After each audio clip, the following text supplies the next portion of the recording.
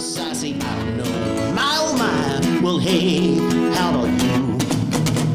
Girl, I just wanna spend some time. What we do, baby, I don't mind. So long as I see you. So go on, take your time, think about it. Hey, I don't mind whatever you want. That's what we're gonna do. So, anything you want. Anything you want. Anything you want. Anything you want. If you wanna go for a ride. If you wanna go get a bite.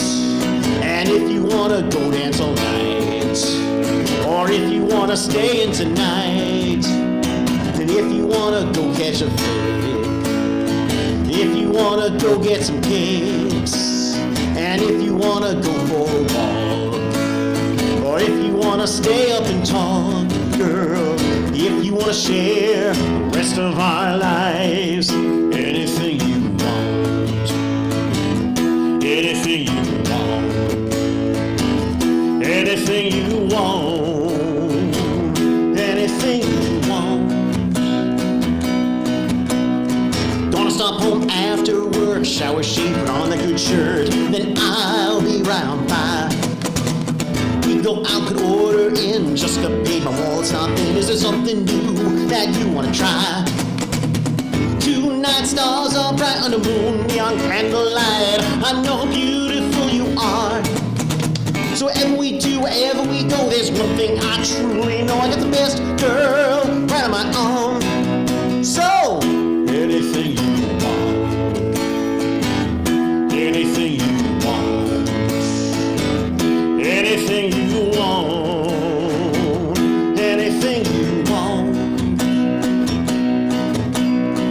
If you wanna go for a ride. If you wanna go get a bite.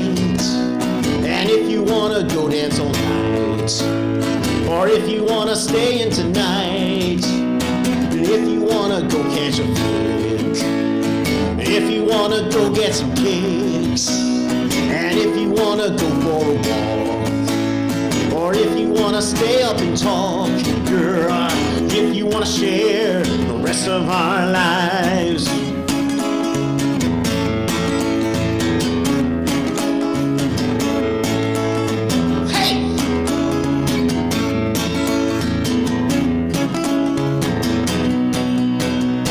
Just wanna spend some time. What we do, baby, I don't mind. So long as I see you. So go on, take your time, think about it. Hey, I don't mind whatever you want. That's what we're gonna do. Tonight stars are bright on the moon, neon candlelight. I know how beautiful you are. Wherever we do, wherever we go, there's one thing I truly know. I got the best girl right on my arm. So, anything you anything you want, anything you want, anything you want. If you wanna go for a ride, if you wanna go get a bite, and if you wanna go dance all night, or if you wanna stay in tonight, and if you wanna go catch a flick, if you wanna go get some kicks, and if you wanna go for a walk, or if you wanna stay up and talk, girl, if you wanna share the rest of our lives, anything you want, anything you want, anything you want, anything you want. I mean it. Anything you want. Anything you want. Girl, anything you want. Anything you want.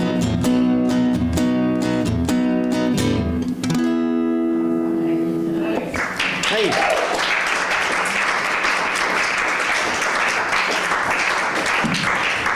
Thank you, Joel. Wow. We're going to adjust the lights a little. Yeah, what do you want me to do? Maybe turn those on low, real low. Yeah. How's that? Good. That's a better. Little mood lighting. How does somebody play the guitar and make a wonderful sound and it's just kind of, I mean, sometimes he was playing notes and sometimes he was just like playing this rhythm. He turned his guitar into a rhythm section. And he sang to his wife, which I think is wonderful. Very impressive, Joel. So,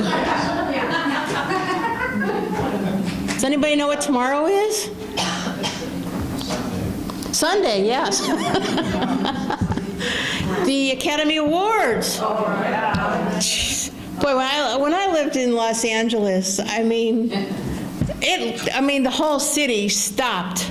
Totally stopped. I mean, it just, and nobody did anything. Everybody was focused on the Academy Awards. And, you know, they start there like at 4 o'clock in the afternoon with the limousines and the, anyway. So it's not so late when it's over.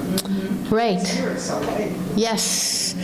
Well, I was, Did you ever watch them walking in on the red carpet? no, I didn't. Some of my friends did. But we walked on the red carpet. We walked on the red carpet, yes. Well, it used to be right by USC where I worked at the Shrine Auditorium, but then it moved to the Dolby Theater, yes. And we walked there, it was like the day before we were there. We walked, Plastic all over it because we were, you know. they didn't want us to touch anything. And we got to see all the little Oscar statues before they were all handed out. So exciting it was. So I was thinking about some of the Oscar nominees. You know, Glenn Close. Yeah. I almost met her. She, I almost. She's been nominated 7 times, and she's never won one yet. And I was reading an article today that the writer of the book wrote, and she said in the book she had to like describe all the inner thoughts of the wife. And she said Glenn Close just took all of those words and put it right into her face. Who's seen the movie? Has anybody seen it? I haven't seen it yet. I want to see it. It's all in her face. She's an incredible actress. But we're here to hear Libby. Yay, Libby! Well, I'm very excited because I was invited to tell stories at a Scottish festival on the 1st of June in Old Orchard Beach in Maine. An old friend of mine said, "Oh, come and do that." And I said, "Yes, yes." So I was dusting off some of my Scottish material. Now, I've been very lucky. I've paid 3 visits to Scotland. When I was 12 years old, I went to Europe to 10 countries with my parents. I was 12, but still, you know, it was pretty exciting. And my verse in the family Christmas poem that my mother wrote went like this. Libby's devoted to Scotland, studied tartans and various clans. Another trip to the Highlands is included in her future plans. My mother could see into the future. So I didn't go again until many, many years later after I'd been married, had twins, and my husband had just died. So my daughter, who had just graduated from college and from an internship in Memphis, we went to Scotland. And we went to Loch Ness. And the guide said, "I want you all to stand here and do some serious monster watching." So we did.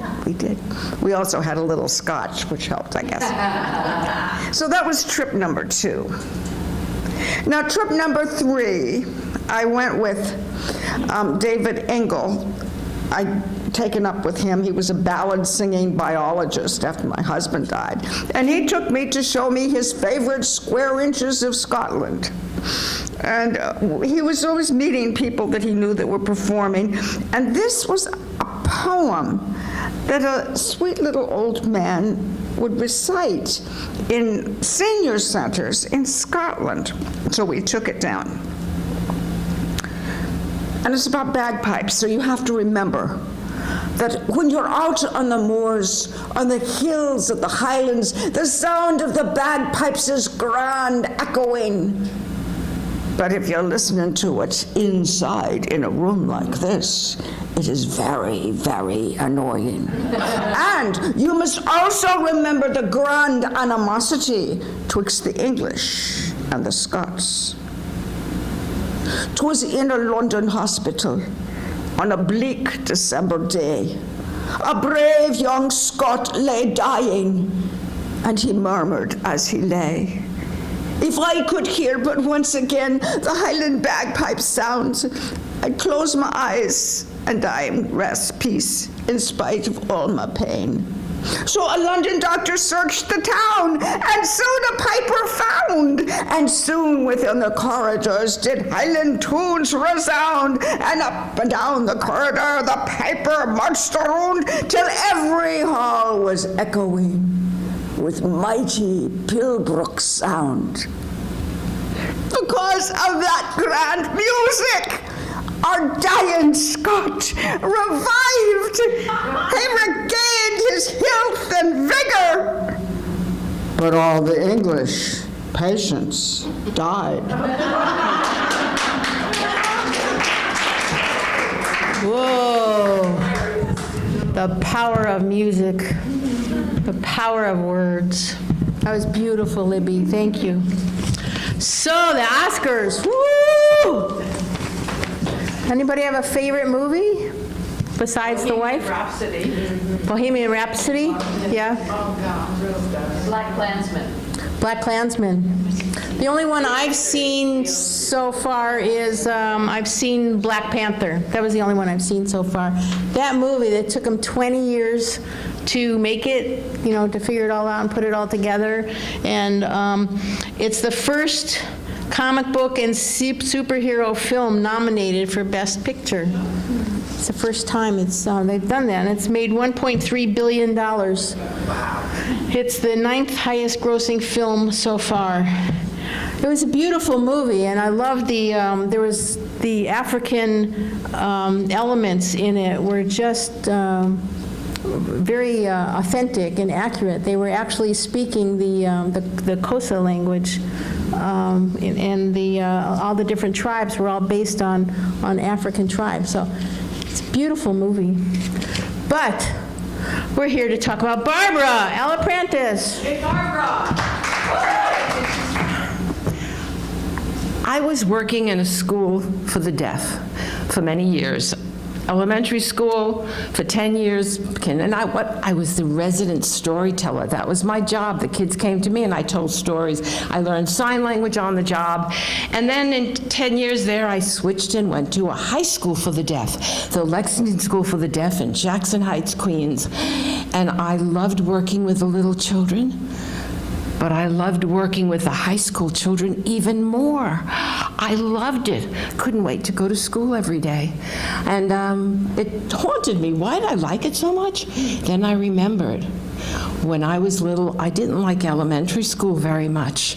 But when I got to high school, I loved it. And the teachers loved me, and I couldn't wait to go. And there was something about being in high school which is so wonderful. But anyway, when I went to the Lexington School for the Deaf, we had the middle school and the preschoolers and high school. And when the middle school teachers were doing a unit on folk tales, they knew that I was now working in the school, so they said, "Barbara, would you come up? We're working on some Inuit myths from Alaska, and and do you have any, could you come, and we're doing a play, and we'd like you to help us stage it and do it story theater." Story theater, okay. So I worked with them. It was so much fun. There was one boy, he was the storyteller, and then the others acted out. It was the myth. I vaguely remember it was a creation myth about how the raven, God, I don't know, I don't even remember, and I try to find it today on the internet. Can't remember exactly, but it was about how man created, or how it knew the mythological God and the raven, and how he created God or something like that. Right. So, something, well, the son, but it wasn't quite how I remembered what I was as the director of that play. So when it was all over, there I was in the front row watching my students. I was so pleased and happy. And the young boy, who was the storyteller in the skit, he was the story narrator, he comes forward and he signs, "All right, everyone, does anyone have any questions?" I thought to myself, well, we hadn't planned that. So one little fourth grader stood up and signed, "Oh, yeah? Who created God anyway?" Every adult in the room inhaled. I know I held my breath. I know Christian's mother and father were in the audience too. And Christian stood there and he thought for a little bit and he said, "Ah, that's one of life's mysteries." I went up to him. I said, "Christian, I've been looking for the answer to that question all my life. Thank you, thank you, thank you." That was it. Good answer. Good answer. Okay, and we've got 2 ministers in the room.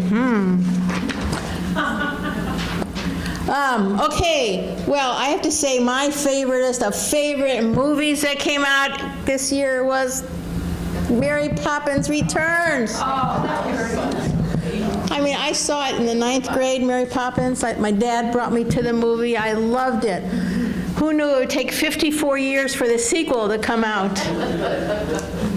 Walt Disney tried and tried and tried to get it made a long time ago, but it kind of failed.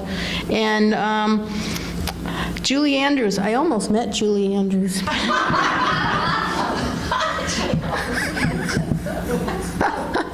She was pregnant when she was asked to play in Mary Poppins, so they had to postpone the filming of it.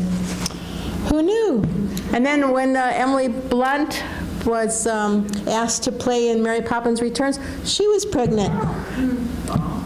So they had to delay the filming of it. Isn't that quite a quinkadinky? I thought it was. And who's seen the movie? Like nobody? Oh, yeah. Dick Van Dyke is in it. Do you remember in the original movie, Dick Van Dyke was in it? Well, he's in it again. He's not the co-star. He plays an old bank person, really old, because he's 93 years old when he did it. But he looked young, so young they had to put old man makeup on him for the movie to make him look old. And then they gave him 4 different dance routines that he could dance in it.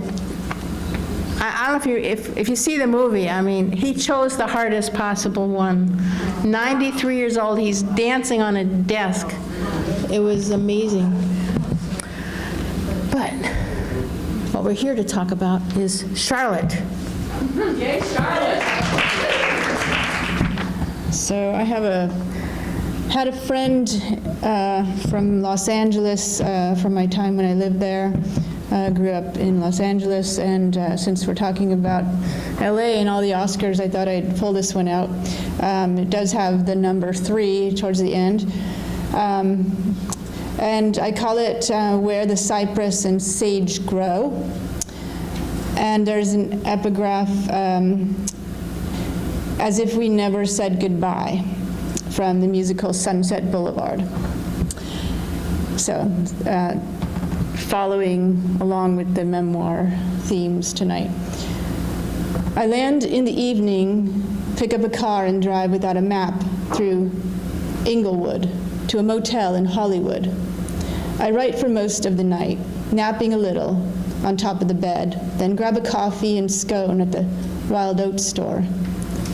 Eating breakfast outside feels like a vacation until I drive down Sunset on a Saturday morning in a rental car. The white letters on the black sign jump out at me as if unexpected. Celebration of life, 10 o'clock. We love you, Freya. I enter the Hollywood church, its thick bands of shaded windows playing off the white stucco frame like piano keys. Intermingled are Freya's children, grandkids, friends, the comedian Nancy Leff of Leff Laughs, Janet with the constant smile of a starlet, Rosalind, the NPR arts journalist, and Helen, the real estate broker, whose life in Los Angeles has been prosperous beyond dreams. "Don't use the past tense. She's right here," I hear someone exclaim over the show tunes playing on the Hammond organ. Years ago, I heard some of the same songs when Freya was a guest speaker here and told of the things she'd overcome in her life. Raising 5 children alone after her husband left, learning a strict practicality, transforming her voice from barely audible to assertive, and then, when the children were grown, opening her door to subletters, as this former UCLA freshman had been. She rarely mentioned heart disease. When a doctor presented her with a prognosis she didn't like, she found another one. I refused the verdict and stuck with the one who gave her more years. After her talk, a bunch of us had gone out to Marie Callender's and shared stories.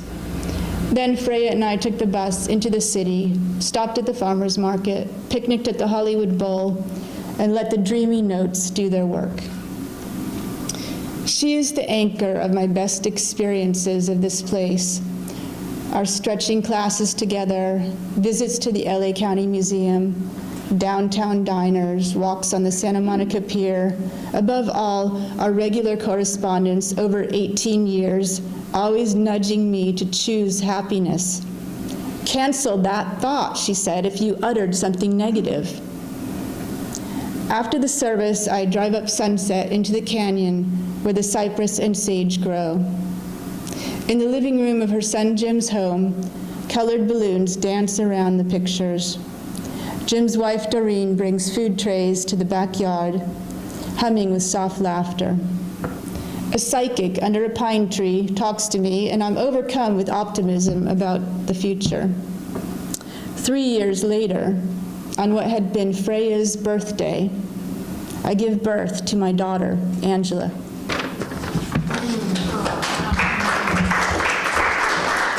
Wow, what a beautiful story.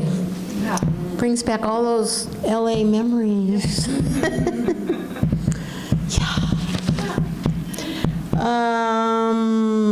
A Star is Born. How many times have they made that movie? 4 times. Can you list anybody that starred in any of the 4 movies? Barbra Streisand, yeah. Sorry? Judy Garland. James Mason. Chris Christopherson. Myrna Loy? Janet Gaynor was in the first one. I've got cheat notes here. Yeah, the first one, 1937, Frederick Marsh and Janet Gaynor. It got 7 nominations, and it won one for the story. The 1954, the Judy Garland and James Mason, that got 12 nominations. I don't think it won any. 1976, Barbra Streisand and Chris Christopherson, that got 4 nominations and 1 win for this song. What was the song? Evergreen, by Barbra Streisand and Paul Williams, who I almost met. And now this one, in 2018, had got 8 nominations, including for the song. Let's see if it wins for this song. It's not Evergreen, it's another song. In the Shallows, yes. Has anybody seen it? Yeah. I couldn't bring myself to see it yet. I mean, I've seen 2 of the others.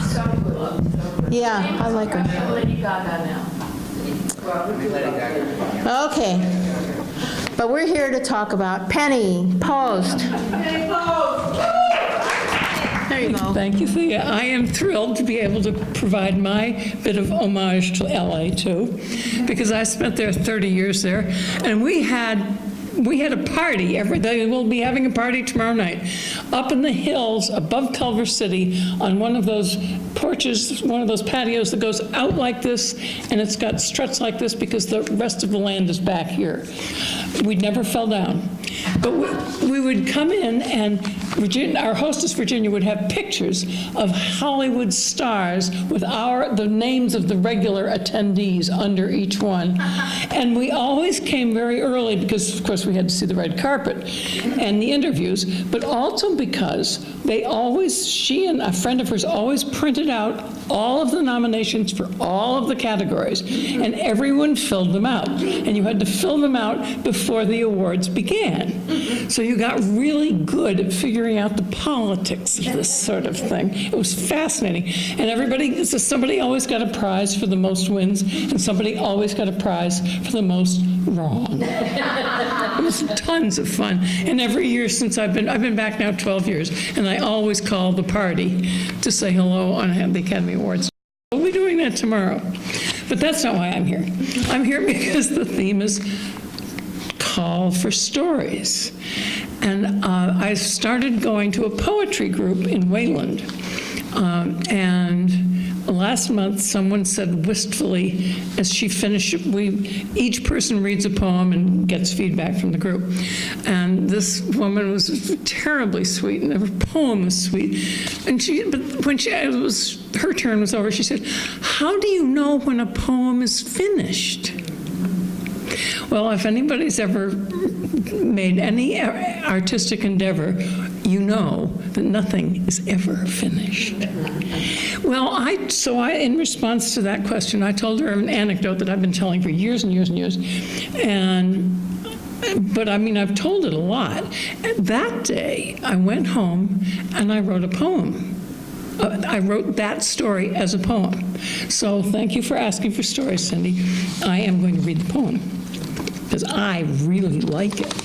And it's called, of course, Art Unfinished. 100 years ago, an artist, world-renowned, strode into the Louvre. Proudly, he stood before a group of exquisitely detailed, finely framed canvases he had produced over a lifetime of endeavor. They had been celebrated in international headlines. When they were chosen for display, you would know their images and his name. Surreptitiously, the artist drew forth the brushes he'd concealed beneath his coat, along with a small, supple palette. Furtively, he adjusted colors, modified design on paintings already famous for their publicly deemed perfection, because he knew better. Thank you. I'm not that tall. So I lived in LA, Southern California for 27 years. And when you live there that long, two things happen. One, all your relatives come to visit. Your first cousins, your sisters, your second cousins, your fifth cousins, your friends of fifth cousins, and they all want to see things. So I developed this tour. I'd get them into my little red Toyota, and then we'd drive along the Hollywood Walk of Fame, and then we'd stop at Mann's Chinese Theater to see the handprints and footprints of Marilyn Monroe and Jimmy Stewart, and then we'd drive out to Mulholland Drive and the Hollywood sign, and then out to Sunset Boulevard, and you just put your hand out and you pick up a map to the houses, the stars' houses. And then we drive through Beverly Hills and Bel Air, and we see the houses of Madonna and Steve Martin and O.J. Simpson and the Playboy Mansion. And the other thing that happens is you see stars. And so I was at the Directors Guild in, what street's it on? I don't know. I was there for a screening of a film, it's a Glenn Close film called Serving in Silence. It was about a woman who was discharged from the Army for being a lesbian. And the executive producer came out, and I was like 10 feet away from her. And she's standing there. Barbra Streisand, she glows. It's like she eats like Stardust Wheaties or something. I've never seen anybody like that. And then I went to a concert of one of my heroes, Holly Near. She's an activist, singer-songwriter, and this was at the McCabe's on Pico Boulevard. And after the concert, I stood waiting to speak to her, but she was in conversation with somebody. This woman she was talking to was really short. I mean, really short, like 5 foot nothing. And she's wearing this black leather jacket, and I don't recognize her, but that voice, it's like kind of this raspy voice. And she like swallowed her syllables, and I just, so after she left, I asked my hero, like rudely, like, who are you just talking to? And she said, that was Holly Hunter. And I'm thinking, Holly Hunter, the Academy Award-winning actress? I mean, how did she play the wife to 6-foot-tall George Clooney in Oh Brother, Wherefore Art Thou? And I'm realizing the stars are like everywhere.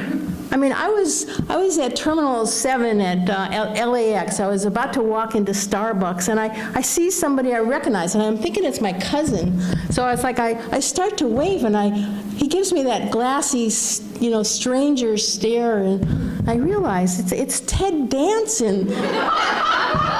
Sam from Cheers. And I'm realizing not only are they here, it's because they live here. I saw Corbin Bernstein of LA Law. He was coming off of a plane. I saw Burt Reynolds of Burt Reynolds fame. He was sitting on a plane reading a script. They say he's bald, but I couldn't tell. I was driving along Wilshire Boulevard, and I saw Gina Rollins, from The Notebook. She was driving her Bentley. She waved to me. And I saw Cher sitting on a bicycle. This is all true. I mean, she was sitting on a bicycle. She had these 2 big black dogs, and she was signing autographs for people. And not only do they travel, they do things. I was at the Dorothy Chandler Pavilion to see Phantom of the Opera, and I turn around, and Lonnie Anderson is sitting right behind me. And then I was at the Beverly Hills Hotel for it was a luncheon for the Suicide Teen Line, and Ellen DeGeneres is there. She was getting an award, and we had a really nice conversation. What we talked about, I have no idea. I just remember those blue eyes. The LA Gay and Lesbian Film Festival, I saw Katie Lang wearing this red jacket, and she was sneaking out of the theater so nobody could see her. And then meanwhile, I literally bumped into Lily Tomlin as we were crossing the lobby. She apologized. And then my big fat Greek wedding, Nia Vardalos, she loved the idea of my one-woman show. And Michael Constantine, her father in the movie, well, I never met him. But his son, Brendan Constantine, he and we did a lot of poetry readings together, also with Amber Tamlin from the Sisterhood of the Traveling Pants. And Gary Marshall, the director of Happy Days and Pretty Woman, well, he filmed a movie right in my office at USC. And not only do they do things, they eat. I was at Mel's Diner in Hollywood, and I saw Carol Channing sitting there. She was having lunch. She's really old. She didn't have her wig on either. She looked old. And then I had breakfast with Meryl Streep. We were at Izzy's Deli on 15th Street in Santa Monica. Well, she was at the table next to mine. She was sitting there with her 2 children, these 2 Meryl Streep replicas with their blonde hair and their little Meryl Streep noses. And she knew that all eyes were on her. And the whole place was silent. Everybody was watching her as if she weren't there. It was surreal. My relatives, they wanted to see the stars, but they didn't. It's that thing like when you want to see things, when you're in that wanting state, you don't get what you want. You have to let it go in order to get it. I learned that lesson when I was in Paris one summer. It was a beautiful June afternoon. The birds were all flocking around. I was across as the plaza at the Notre Dame Cathedral, and it was just beautiful. And I wanted those birds, one of those birds to land on my hand. And I had a piece of bread in my hand, and I'm standing there just wanting that. But they wouldn't land. And then this man came by, and he took the bread out of my hand, and he twisted it tight into a ball, and he shaped my hand, and he put the bread right back in it. And he said, "Tu ne peux être, just be." And I looked at him, and I looked at my hand, and I took a deep breath, and I let go. I just let go. And a bird landed on my hand, so light, so ephemeral, like a dream, like stardust. Just be, let go, just be bold and beautiful, be like a tree, just be, and everything, even the stars, will come to you. Thank you.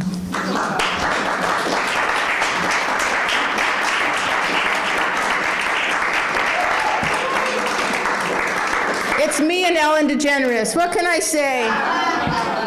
Proof in the pudding. Okay, we are going to take a short break. Make sure you get some birthday cake, and make sure you come back for the phenomenal, absolutely phenomenal Reverend Cindy Maybeck. Thank you. Reverend Cindy Maybeck, the storytelling minister, has over 25 years of experience telling stories in the pulpit. In 12. I'm on a sugar high. What can I say? Woo. It was a good cake. In 2013, she launched The Spirit Story, a ministry to bring her original story presentations into the church and the community to provide inspiration, healing, and hope. She has ministerial standing in the United Church of Christ and the American Baptist churches. She received master's certification in the Academy for Biblical Storytelling and is a member of the Healing Story Alliance and Northeast Storytelling. And she lives in Worcester, and she's come all the way from Worcester to join us. So she's turning on her mic right now. Welcome, Cindy. So good to be here. I'm Cindy Maybeck, and I have prepared for you this evening a piece I call Calling for Stories. It's a combination of song, story, and scripture telling my story. And the most important thing about this story is that my hope is it might inspire you to do what you think you cannot do. That there's a way that we are led into an even bigger way of being who we are called to be. So that is my hope for you. This little light of mine, I'm gonna let it shine. This little light of mine, I'm gonna let it shine. This little light of mine, I'm gonna let it shine, let it shine, let it shine, let it shine. The light shined through the bay window, through the prism, and cast a rainbow on the hardwood floor of the apartment in Somerville. I had been waiting to see a rainbow. It skittered across the floor and all the way up the wall. Finally. The first one I saw was 1979, and it was a very big day. My brother was wearing a, is this too loud? I feel like I'm blowing you guys away. How about now? That's better. My brother was wearing a three-piece white suit with a royal blue satin dress shirt with pointy collars. He had long hair, and everyone in the sophomore year wanted to look like John Travolta in Saturday Night Fever. I had a skirt with, I'm going to move this, I had a skirt with pink cabbage roses and a pink blouse. And it was an important day because it was the day that the Reverend Susan Maybeck, that was my mother, was to be ordained into the Christian ministry. My brother and my job was to gather up the things for the refreshments to follow the service. And I think we may have been arguing about whether he had or had not snitched one cookie too many before putting it in the cookie tin. And my mother was getting a headache with all of the arguing. And so she went out the front door and down the sidewalk. And that's when she stopped and she called, "Steve, Cindy, Ed, come quick, and bring the Kodak." We lived in Rochester, New York, and every household on Castle Bar Road, someone in that household owned an Eastman Kodak camera, and we rushed outside, and there at the end of the street was a double rainbow. Gorgeous, end to end with all of the colors. It was a sign. Ed, take a picture. He did. Well, it was almost a decade later, and the rainbows were just showing up, not just on the apartment hardwood floor, but I was driving along the Mass Pike and saw that little microburst of rainbow in the sky, just so. The young adult group at Old Cambridge Baptist Church had taken a trip out to Plum Island, and wouldn't you know it, there was a rainbow. Watering the lawn, and the hose goes up, and the water and the sun, and you know what happened? A rainbow. It was time. It was time. And I had a sense that this may be my path to follow those footsteps into ordained ministry. But here's the problem. Right, me? I didn't have a lot of self-confidence back then when I was so young. I didn't think I would be able to undertake all that was needed. I wasn't sure if I would be able to handle all of the work and all of the responsibility and be the one who is leading an entire, I didn't know. And I was speaking with a colleague of mine. She was a minister herself. And she wanted to know what the problem was, and I went through all of the reasons why I was bad and couldn't do it and was too weak and too small and And she looked through my eyes into my soul, and she said, "Cindy, you are good." So I took one course at Harvard Divinity School, and I loved it. I took a whole semester at Andover Newton Theological School, and I loved it. And then in 1988, my mom and I had the opportunity to go to Israel with educational opportunities. And the brochure was in full color. It said, "Walk in the footsteps of Jesus." I thought it was kind of corny. But we went. And it really was incredible to see the place where they believed that Jesus gave the Sermon on the Mount. And to stand at the Western Wall. We were on the women's side where it was silent. The praying happens on the men's side. We were at the Sea of Galilee. And then we went to this place where they told us that there was the ruins of a first century synagogue. And they believed that this is the place where Jesus healed the woman with the flow of blood. In those days, a hemorrhaging woman would have been considered unclean. And so she would have been shunned from her family. She would have been separated from the religious community.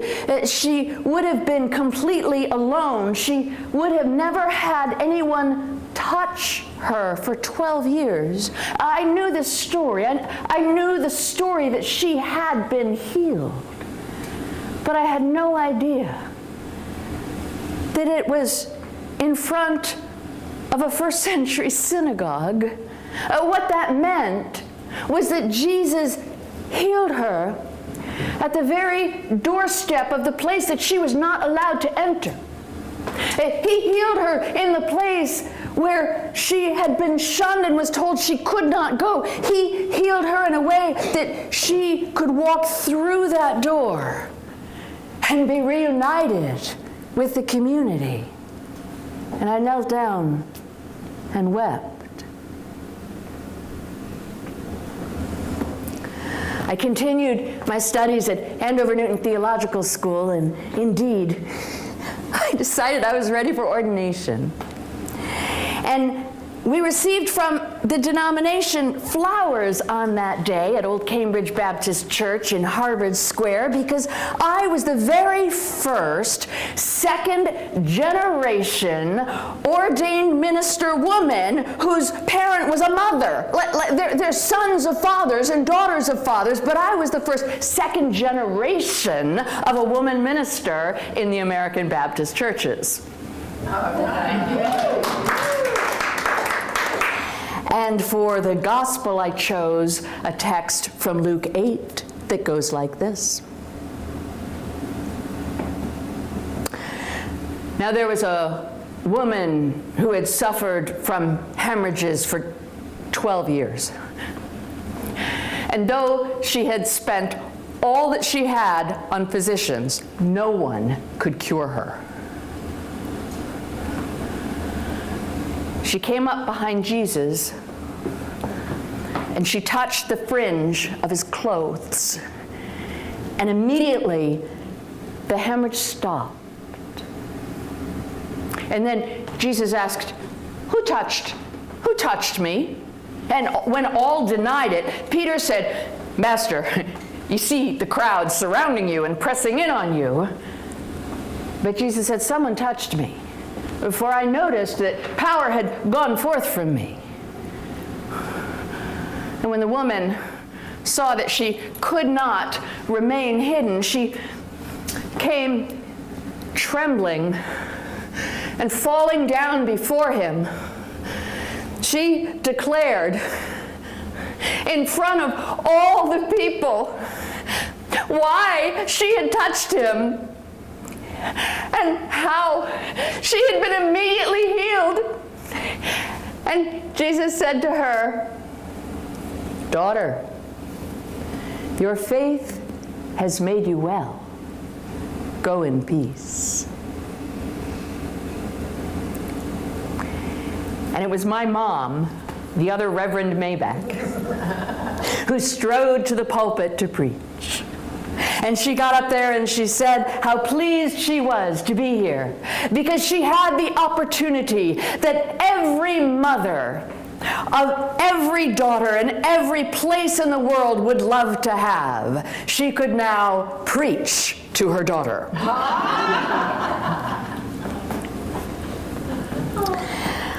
I continued on in my studies, and I went to my very first church in Worcester, and they knew me and loved me, but it was 1989, and what they did not know was that my roommate was more than my roommate. She's the love of my life. We'd been together 32 years at this point, like today, and they did not know that. What I did not know is that ministry in the closet bites away at the soul, bite by bite by bite. When God led me out of that valley of the shadow of death and back into the light, the one thing that was clear to me is that I wanted to have a commitment ceremony with Elaine. It was my heart's desire. Yeah, right. Did I mention Baptist? Yeah. But it wouldn't let go. It wouldn't let go. It was what I wanted, needed, felt called. And so I decided to figure out what the next step was. That one first step. And it seemed that the one first step would be to have a conversation with the United Church of Christ area minister. He was a pretty good guy, I had heard, and I thought I would meet with him for an hour and have the whole conversation. By that point in the early 90s, we had all sorts of theological scholarship and biblical scholarship and scientific scholarship, and we were putting together arguments to show how this was appropriate and proper and right and good, and I garnered all of those resources, figured, a good hour should be enough, and I went into his office and I gave him this information about myself, and it took him 5 minutes.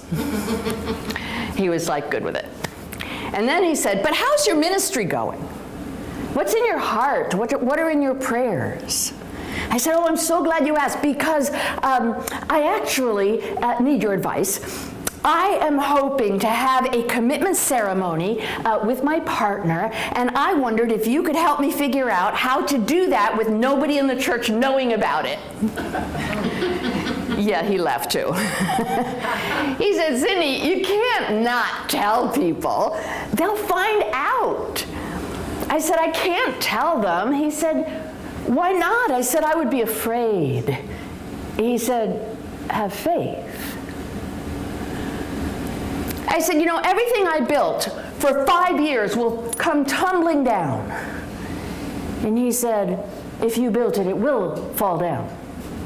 If God built it, it will stand. And I said, I wouldn't even know where to begin to tell them. And he said to me, I will stand beside you when you tell your people. I said, I need to go home and pray about this, and I did. I'm a good prayer, and I prayed about this, and it just wasn't clear to me. It seemed so monumental.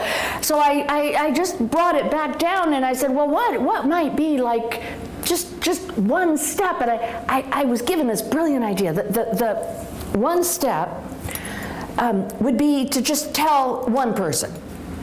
Do you know how churches work?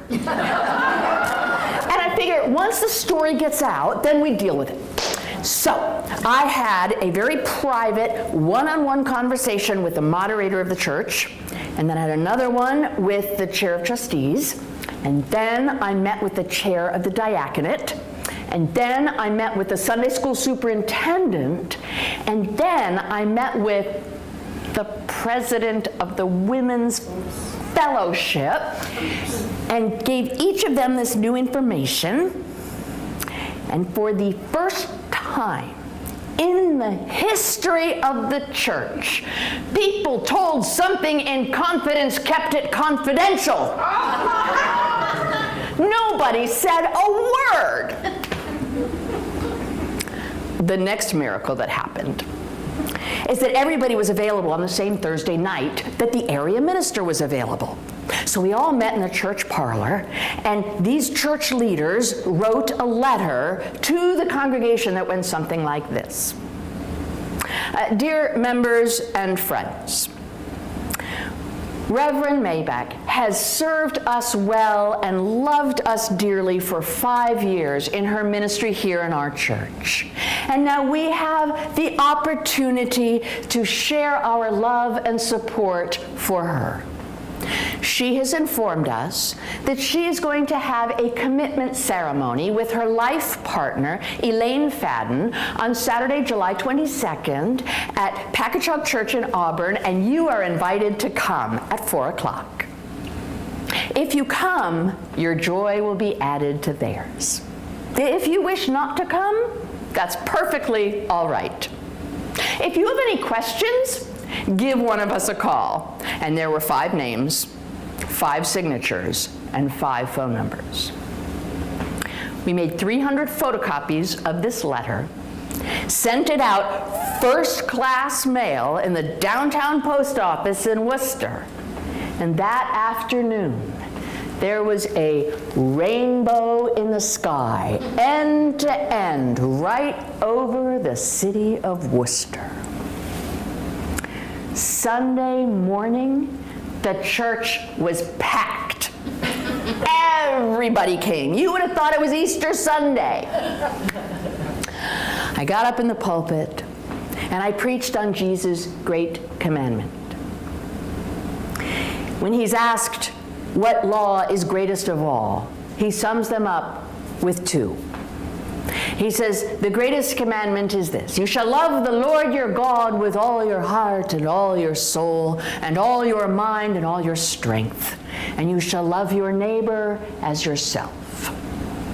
And I told the people that I had indeed loved God with all my heart and soul and mind and strength since the day of my ordination, when I knelt down and they laid their hands upon me. And I had indeed loved my neighbor since the day of my installation as pastor of the church. But I had never, ever loved myself. And that to have a commitment ceremony with my life partner Elaine was a way of inviting God's blessing to fulfill that great commandment, if you will, for the purpose of preparing me to be a better minister to the people of the church. In the next few weeks, there was some misunderstanding and some confusion. There were some people who did not understand the term commitment ceremony. Others helpfully explained that it's kind of like a wedding, but not a legal one. And then people began calling me, begging me not to do it. They didn't want me to go to jail. I was doing something illegal. No. Just spiritual, not legal. And then there was the woman who told all of her friends with great joy and pride that she was attending Reverend Maybeck's committal service. Thus began the rumor that I was dead. Well, the day finally came. And as part of the service, we had an opportunity for people to come forward and speak, to tell a story or to share an anecdote, to offer a blessing for those who are Baptist, to give some testimony. And all sorts of people from different parts of our lives came and spoke. It was just lovely until Harry stood up. The church people knew Harry, and when he stood up, they said, oh no. You see, he was someone who enjoyed beginning to speak, but he did not enjoy ending to speak. And he talked, as he always did, about his service in the United States Marine Corps and what pride he had to wear that uniform. And as he always did, he spoke about his experiences in World War II in the Pacific Theater, and he spoke about the gunfire and the courage and the incredible patriotism. And I had a lot of friends, Elaine and I had a lot of friends who were more like peacenik. And it was getting really awkward. And he went on, and just when it seemed he'd never wind down, he said, I have seen a lot of courage in all of my military career, but I need to tell you, I have never seen the kind of courage that I've seen in these last few months at our church, and the kind of courage that I've seen in my pastor and her partner Elaine. And I just want to say that if I were in a foxhole or if I were in a battlefield, I would want no one beside me better than Reverend Cindy and Elaine. And he saluted us. Here's the thing. I didn't know I was courageous. I didn't know I was bold. The only thing I had done was to take the next step. Hide it under a bushel? No, I'm gonna let it shine. Hide it under a bushel? No, I'm gonna let it shine. Hide it under a bushel? No, I'm gonna let it shine. Let it shine, let it shine, let it shine. Several years later, I concluded my ministry at that church and moved on to another church, and this church offered sabbatical. 3 months leave after 7 years in ministry. And it was the first time in my career that I had been not preaching every Sunday. Preaching's my call, don't get me wrong. I love to preach, but a preacher gets tired. I have an amen way in the back here. Preacher gets tired, and I had never not preached for that period of time. And there was this emptying that happened, and the stillness that happened, this spiritual silence that happened. And when it was finally completely empty, what came back were stories. I heard about the flood in Corning, New York, and met some survivors and came up with this whole story about what that was like. And I heard other stories about neighboring people, and I would take walks with the dog, and these stories would just spin through my mind. And so I started putting one of them together, and I shared it with some people I was with, and I told the story. And as I told it, they listened like this. And when I finished, they told me everything that was wrong with it and how I could improve it. And I never told a story again. Except, there's this Northeast storytelling. And they have a festival every March, which is very exciting for storytellers, but for Christian ministers, it's Lent. So I hadn't gone, but some friends were encouraging me. And so this one year I thought, well, they had a Healing Story Alliance on the Friday evening, Lanny Peterson and Lisa Permain. It was just amazing. And then they had all sorts of programs on Saturday, and it was in New Hampshire. We figured we could get back, and I could get to the church in time to preach on Sunday morning. Just, sleep Saturday night and preach Sunday morning. So it was amazing. Loved it. And after the plenary on Saturday, figured it was time to go. And Elaine asked me if it was, shall we go? And I said, I really want to stay a little longer. And she said, well, honey, I'll drive and you can sleep, and we'll get you home in time to sleep before Sunday morning. I said, great, let's do it. They had story swaps where small groups would meet and over a particular theme. And there was a fellow by the name of Kevin Brooks in the back, and he was doing the sound system. And I came out, and he came over to me, and he said, so, Cindy, what do you think? I said, I love it. He said, are you going to stay for the story swaps? I said, yes, there's an interfaith story swap circle. He said, that's great. Are you going to tell? No. And Kevin looked through my eyes into my soul, and he said, tell a story about church. Well, we went into this story circle, and we sat down in chairs, and it was amazing. There was someone who told a Jewish folk tale, and someone who told a Sufi tale, and someone who told a story of the Buddha. And then there was this young woman named Maylin, and she started to tell a story that went like this. But Mary stood outside the tomb weeping. And as she wept, she bent over and looked into the tomb and saw 2 angels in white sitting where Jesus had been lying, one at the head and one at the feet. And they said to her, woman, why are you weeping? And she said, they have taken my Lord, and I do not know where they have laid him.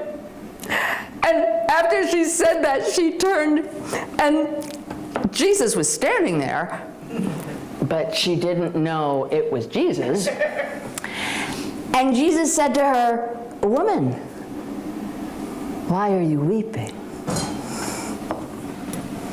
Whom are you looking for? And she supposed that he was the gardener. And she said, "Sir, if you have carried him away, tell me where you have laid him. I will take him." And Jesus said to her, "Mary."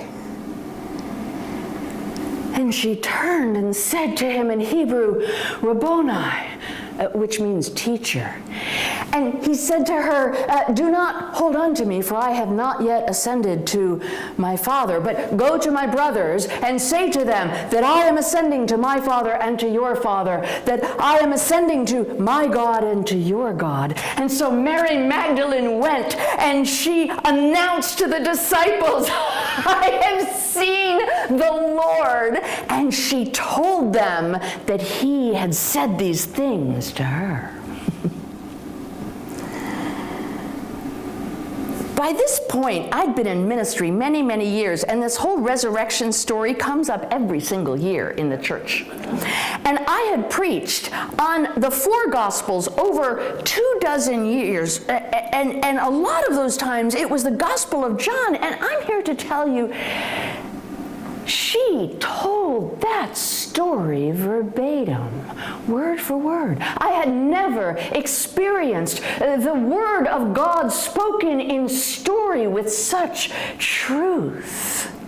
I found out later, and there's a whole network of biblical storytellers that teaches such a gift. And Dennis Dewey was a Presbyterian pastor who was one of the incredible teachers and had worked with her.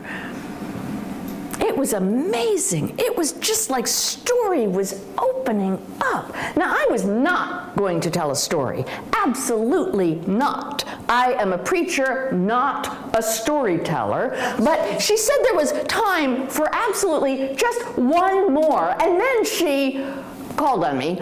I don't know why my hand was up, but she called on me. And I took a breath, and this came out full cloth.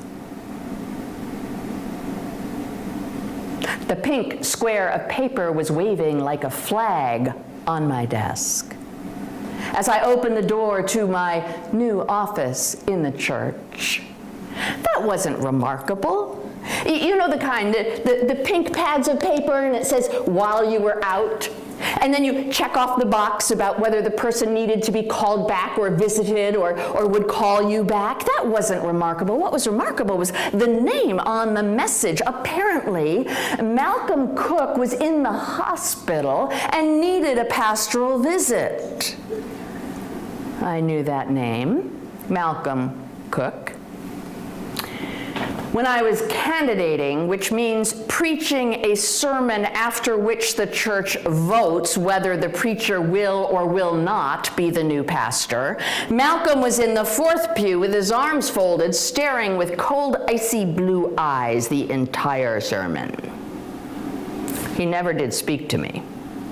But I heard that when he was in the parking lot, he was overheard to tell one of his cronies, "Yeah, over my dead body am I going to be in a church where we have a woman minister, especially a gay one." Well, it appeared that Malcolm Cook was in the ICU with heart issues. And as the new pastor, it was my job to visit members of the church. And then it hit me, members of the church. You see, the clerk just that morning had left a list of all of the people who had removed their membership from the church after I was hired. And so I picked up the list, and there were no cooks. So I did what you would do. I procrastinated by doing email. And finally, I could procrastinate no longer. This was my job, to make pastoral calls to members of the church. So I got in my Honda Civic and drove down to the hospital and headed in and asked the lady at the desk, and sure enough, he was on the 5th floor in the ICU, and I get on the elevator, and the elevator starts to go up, and I'm thinking to myself, you know, there's a family waiting room outside the ICU. And if I meet with his wife and his daughter, it'll count as a pastoral visit. So, the doors of the elevator open, and there it is. You've been there, right? The orange cushions with the chrome handles on the chairs, and out-of-date People magazines and Good Housekeeping magazines lying on the Formica coffee table, and television bolted to the ceiling with Judge Judy blasting from it, but no people. I went out into the hallway, and there was a volunteer sitting at a makeshift desk, and I asked her if Malcolm Cook's family had been by, and she said, "Oh, you just missed him. His wife and his daughter were here, but they'll be back after supper. If you're his minister, you can go right in." "Thank you," I said. So I head into the ICU, and I'm thinking to myself, people in the ICU are really sick. A lot of medication. It is likely that he is either sleeping or unconscious. If I tiptoe in really, really quietly and whisper a prayer, it will count as a pastoral visit. So I very quietly pull the curtain open, and he's in the bed, awake. So I walk over to his bed, and I greet him, and I say, "Mr. Cook, I'm Reverend Maybeck. I'm the new minister at your church." He stared at the ceiling. I said, "I just want you to know that we're concerned about you as you undergo your surgery, and we'll all be praying for you to get well." He stared at the wall. Not wanting to prolong his discomfort or mine, I hurried things along. "Perhaps you would like me to say a prayer for you right now." He closed his eyes, whether in disgust or assent, I could not tell. So I reached down and took his hand, and his skin was hot and paper thin. It was then I noticed his arms were tethered to the bed. There were machines all around, blinking lights, and I began to pray. I prayed that God would bless him with God's healing love, and that God would be with the hands of the surgeons and with the nurses and with the anesthesiologists and with the patient care attendants and everyone who was involved in his care, and that God would bless his wife and his daughter as they awaited the news, and that God would be with him and restore him to good health, and he would recover quickly, not for his own sake, but for the sake of the community and the church and his friends and the many, many people that he touched. And I prayed all of this in the power of the Holy Spirit in the name of Jesus Christ. Amen. And I stepped back from the bed, and this floor shifted under my feet. I was disoriented for a minute. There were lights in the air, as though the very molecules were alive in the room. And it was only after a minute that I looked and realized that Mr. Cook was a bit distressed. He was pulling against the restraints, and he was moving his head back and forth, and the lights began to beep, and they were like beeping, and it was alarming, and he was trying to say something, but I couldn't hear what he was saying because of the tubes and the restraints. And I went over closer to his bed, and he managed to get out the single word, and what he said was wrong.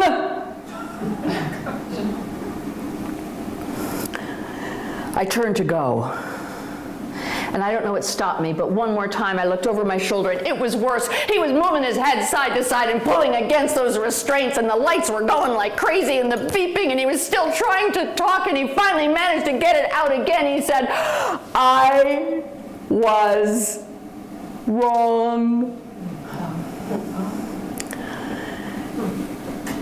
Do you ever hear what you have wanted to hear so much that you don't think you heard it? And I took that step toward the bed, and I took a breath, and I said, "Mr. Cook, it would be my privilege to visit you tomorrow after your surgery. May I come back and visit?" And he nodded his head. And I said, "God bless you. God bless you." Set it on the lampstand. Yes, I'm gonna let it shine. shine. Set it on a lampstand. Yes, I'm gonna let it shine. Set it on a lampstand. Yes, I'm gonna let it shine. Let it shine. Let it shine. Let it shine. So I studied with Dennis Dewey for 2 years about this biblical storytelling, and I found my voice in stories about the church, the kind of stories that I could not tell in church, but I could tell in church basements like here with you. And I found my voice. And that voice kept growing, and the church stayed the same. And that voice kept growing, and they loved me at the church. And I said, let's all tell stories. And they said, we love it when you tell stories. We love listening. And it just seemed time to go on. And so I applied to several churches and kept finding over and over again that I would come in number 2. A nice American Baptist man came in number 1 with a wife and a family. I was frustrated. I met with an area minister in a coffee shop, and I said to him, Michael, I don't know what to do. I've applied several times to different churches. I told him the situations. I keep coming in second, and things are okay where I am, but I just feel like there's something more, and what's your advice? And he said to me, why are you looking for a church? Like, what else would I do? He said, you could tell stories. I'm like, yeah. No one hires a storyteller. I mean, there's like not any benefit. I mean, there's not, of course, I could create a network in which, well, it would be way too isolating. Can you imagine just being the kind of artist that's just home? Well, I could create community. Well, nobody's going to want to hear the stories about church on the outside or the stories of lesbian community on the inside of the church, except that they do. So I went home and sat down and found myself writing a business plan for Spirit Story Ministry. And I looked at it. Wow. And I got a file folder, and I put it in the file folder, and I opened the file drawer, and I put it in, and I closed it and locked it. That gets rid of that. I was in my home office. We lived in a parsonage. Churches often have a home for the minister and her family to live in. And so Elaine and I were in this colonial home, 4 bedrooms, finished basement with a wood-burning fireplace in the living room, big enough to entertain 30 church members or more, full kitchen, woods in the back, 2-car garage. It was just a beautiful place. I continued to ask that question about what is next in the call. It just seems so big. Okay, what's one step? And it came to me. One step. Ask my wife to breakfast.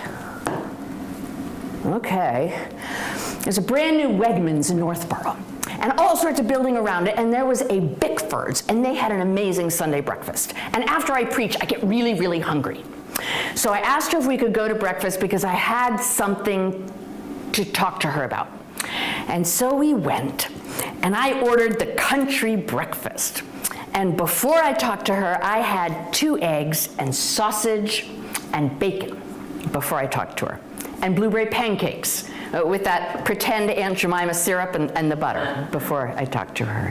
And one of those blueberry muffins that they grill with all of the butter on it before I talked to her. A tall glass of orange juice and a bottomless cup of coffee before I talked to her. Hash browns with ketchup. You squeeze it out of that little red plastic squeezer thing and before I talked to her. And the check came, and the waitress was getting off her shift, and she was kind of ready for us to pay. And that's when Elaine said to me, honey, did you have something you wanted to talk to me about? I said, yeah. I have this idea about starting a new ministry. And I told her the whole plan. And she said, that sounds great. That sounds like your calling to take those stories from Scripture and those stories from our lives and to bring them into the church and out of the church in the community. And yes, that sounds like you. It sounds like God working in your life. That sounds wonderful. And I said, let me be very clear. I am suggesting that we cut our income in half and double our housing expenses. And she said, and then she said, honey, if God is calling you to do this, God will find a way. And so, one more step, I talked to the chair of deacons and made plans to leave the church, and we had this huge yard sale in our great big parsonage, and we made so much money that it paid for the moving van into the 2-bedroom apartment in another town. And it was just an amazing, amazing journey. I kept working on my spiritual life in prayer, and I learned how to tell those scriptures by heart, and I had the opportunity to learn from Dennis Dewey, that Presbyterian pastor. There was this event, a festival gathering, if you will, of the network of biblical storytellers in the Black Mountain, North Carolina, in the mountains, and we were sitting outdoors, and I was getting my final evaluation of all of the different stories that I had learned from the Bible and the stories that I was telling, and I was nervous because you know how people can be, and I did my best, and that was when he looked through my eyes into my soul and said, Cindy, you are good. And then he said, what more do you need? And I said, I need a blessing. And he stood, and he put his hands on my head. Outdoors with the mountains around us. And I knelt down, and he prayed this beautiful blessing. And I stood up when it was over, and I looked over his shoulder, and there was a rainbow over the mountain with the sun shining a light, just so that the colors were vivid. This little light of mine, I'm gonna let it shine. This little light of mine, I'm gonna let it shine. This little light of mine, I'm gonna let it shine. Let it shine, let it shine, let it shine.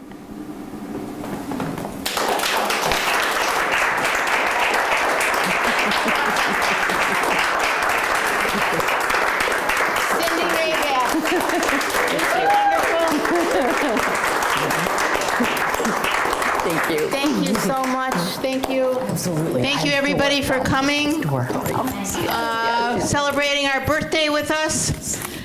Next month, we have, we were supposed to have Haley Hewitt come, but she is unable to come next month. So, how do I say this? Just say it. Okay, I'm going to be the feature. Okay. Yes. Lots of surprises. So please come back next month for another Expresso Yourself Coffeehouse. Thank you. Good night, everybody.